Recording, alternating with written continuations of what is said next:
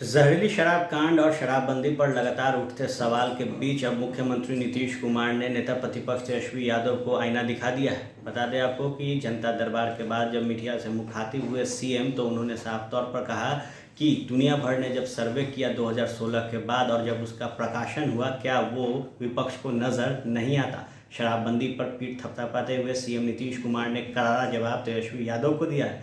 इसके साथ ही उन्होंने कहा है कि जो इच्छा बापू की थी उस इच्छा को हमने पूरी की। कर्पूरी ठाकुर के समय में भी शराबबंदी हुई, लेकिन वो किसी कारणवश फिर से हट गए, लेकिन हमने कई ठोस कदम उठाए, उसके बाद शराबबंदी कानून को लगाया।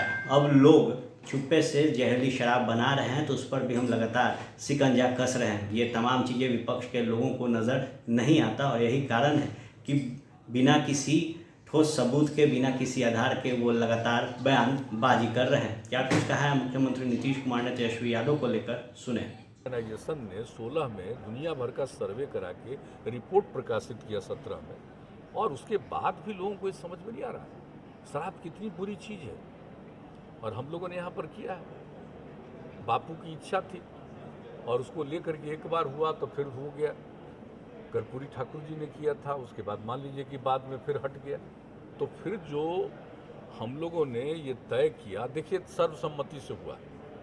आजकल मुझे बड़ा दुख होता है कि लोग तरह तरह का बयान देते हैं। अरे बयान खाली क्यों देते हैं, आप क्यों नहीं पकड़ते हैं?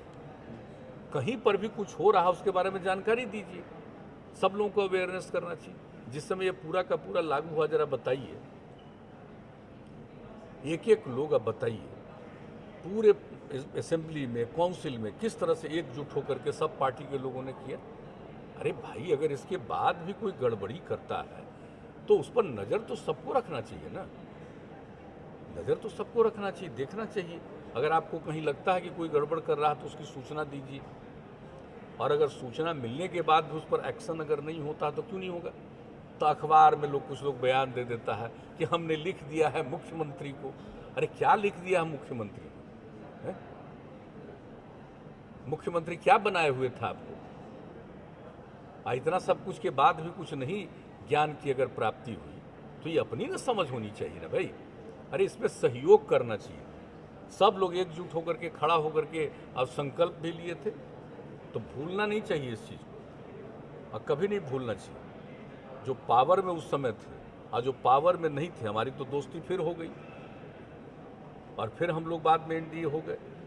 लेकिन बीच में भी जिस समय किया गया भाई, तो क्या आप जरा बताइए, तो जो लोग साथ थे उन लोगों को नहीं ध्यान रखना है क्या? और जो सरकार में नहीं थे उन सब लोगों ने पूरे तौर पर दोनों हाउस में सपोर्ट किया, सर्वसम्मति से एक चीज प्रस्ताव पारित हुआ है। तो अब जो है हम लोग जो है साथ में, वो तो पूरा मुस्तैदी से लगे हुए हैं। आज जो पहले थे वो काहे खाली स्टेटमेंट देने में लगे हैं भाई? सब लोगों को मिल करके न करना चाहिए। ये कोई मेरा निजी चीज है कि ये सार्वजनिक चीज है, सबके हित की चीज है, कोई व्यक्तिगत चीज है?